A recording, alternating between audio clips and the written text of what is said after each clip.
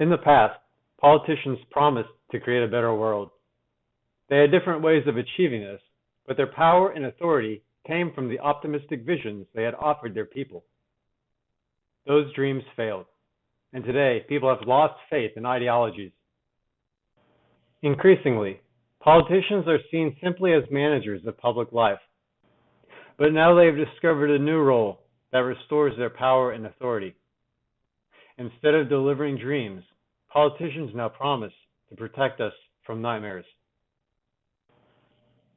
They say that they will rescue us from dreadful dangers that we cannot see and do not understand.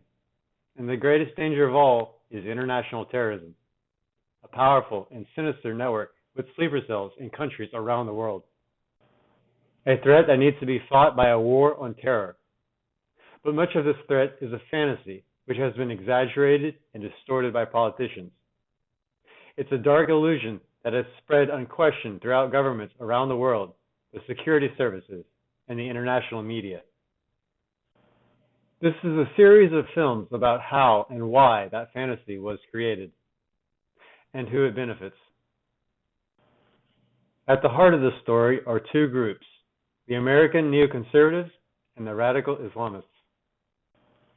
Both were idealists who were born out of the failure of their liberal dream to build a better world, and both had a very similar explanation of what caused the failure. These two groups have changed the world, but not in the way that either intended.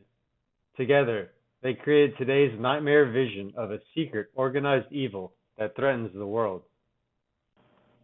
A fantasy that politicians then found restored their power and authority in a disillusioned age. And those with the darkest fears became the most powerful.